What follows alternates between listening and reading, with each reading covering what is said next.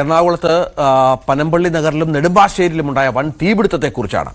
പനമ്പള്ളി നഗറിൽ south railway പാലത്തിന് സമീപമുണ്ടായ ആക്രി ഗോഡൌണിൽ പുലർച്ചെ 1 മണിയോടെ വലിയ തീപിടുത്തമുണ്ടാവുകയായിരുന്നു. ഗോഡൌണിലെ ഗ്യാസ് സിലിണ്ടറുകൾ പൊട്ടിത്തെറിക്കുന്ന പശ്ചാത്തലമുണ്ടായി. സമീപത്തെ ലോഡ്ജുകളിൽ നിന്ന് ആളുകളെ ഒഴിപ്പിച്ചു. മണിക്കൂറുകൾ നീണ്ട ശ്രമത്തിനൊടുവിൽ തീ നിയന്ത്രണ വിധേയമാവുകയായിരുന്നു. ഇത് വലിയൊരു തീപിടുത്തം, നമുക്ക് ദൃശ്യങ്ങളിൽ വ്യക്തമായി കാണാം. വലിയ തീപിടുത്തമായിരുന്നു. ഗ്യാസ് സിലിണ്ടറുകളൊക്കെ പൊട്ടിത്തെറിക്കുക എന്ന് പറഞ്ഞാൽ സമീപത്തുള്ള ആളുകൾക്ക് പോലും വലിയ ഭീഷണിയാകുന്ന തരത്തിലായിരുന്നു തീപിടുത്തം ഉണ്ടായത് എന്നത് പ്രധാനമാണ്. മറ്റൊന്ന്, നെടുമ്പാശ്ശേരി വിമാനത്താവളത്തിന് സമീപമുള്ള ആപ്പിൾ റെസിഡൻസിയിലും ഒരു തീപിടുത്തമുണ്ടായി. ഇന്ന് പുലർച്ചെ ഏതാണ്ട് 1 മണിക്കൂർ വ്യത്യാസത്തിലാണ് ഈ രണ്ട് സ്ഥലത്തും വലിയ തീപിടുത്തമുണ്ടായത് എന്നതുകൂടി ഇതിനോട് ചേർത്ത് വായിക്കേണ്ടി വരും. അത് ഒരു കാർ പൂർണ്ണമായി കത്തി നശിച്ചു, 3 കാറുകൾ ഭാഗികമായി കത്തി നശിക്കുന്ന പശ്ചാത്തലമുണ്ടായി. ഇത് ഈ ഒരു ആപ്പിൾ റെസിഡൻസിയിലെ കാർ പാർക്കിങ്ങിലുണ്ടായത് സിനിമാ നിർമ്മാതാവ് കൂടിയായ രാജു എന്ന ആളുടെ രാജു എന്ന ആളുടെ ഗോഡൌണിലാണ് ഇത് തീപിടുത്തമുണ്ടായത് എന്നുള്ളതാണ് ഏറ്റവും പ്രധാനപ്പെട്ട വിവരമായി ഈ ഘട്ടത്തിൽ ലഭിക്കുന്ന വിവരം. ഇവിടെ 9ഓളം ഗോഡൌണിൽ 9ഓളം തൊഴിലാളികൾ ഉണ്ടായിരുന്നു.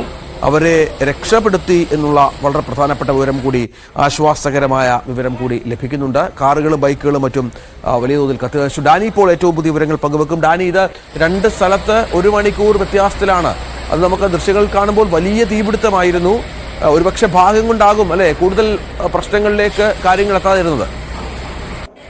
രഞ്ജിത്ത്, വലിയ ഭാഗ്യമാണ് നഗരത്തിൻ്റെത്. കാരണം കൊച്ചി ഇന്ന് അല്ലെങ്കിൽ വലിയ ദുരന്തം തന്നെ കേട്ട് ഉണരേണ്ട ഒരു അവസ്ഥയിലേക്ക്, കണ്ടുണരേണ്ട അവസ്ഥയിലേക്ക് വന്നാനെ ഭാഗ്യം കൊണ്ട് മാത്രമാണ് വലിയ ദുരന്തത്തിലേക്ക് കലാശിരുന്നത്. വലിയ അഗ്നിബാധയാണ് ഉണ്ടായത്.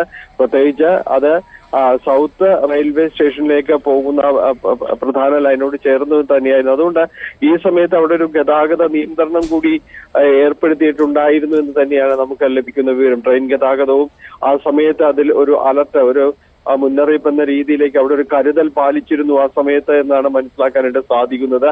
ഈ ഗ്യാസ് സിലിണ്ടറുകൾ പൊട്ടിത്തെറിച്ചതാണ് ഇതൊരു വലിയ രീതിയിലേക്ക് തീ പടരുന്നതിനടക്കം കാരണമായത്. ചുറ്റുപാടുമുള്ള വീടുകളെ, അതോടൊപ്പം തന്നെ ലോഡ്ജ് ഉണ്ടായിരുന്ന അവിടെ നിന്നും ആളുകളെയും എല്ലാം ഒഴിപ്പിക്കേണ്ട ഒരു അവസ്ഥയിലേക്ക് വന്നു. നഗരത്തിലെ വിവിധ കേന്ദ്രങ്ങളിൽ നിന്ന് ഏതാണ്ട് 10ഓളം അഗ്നി രക്ഷാ യൂണിറ്റുകൾ ഇവിടേക്ക് വരിക. അവരുടെ നിതാന്ത ഒരു പരിശ്രമവും ജാഗ്രതയും കൊണ്ടാണ് അഗ്നിബാധ വലിയ രീതിയിലേക്ക്, അതായത് ചുറ്റുപാടുകളിലേക്ക് പടർന്ന് അപകടം വിതയ്ക്കാതിരുന്നതെങ്കിലും ഇത് കാണുന്ന ദൃശ്യങ്ങൾ ഭീകരം തന്നെയാണ്.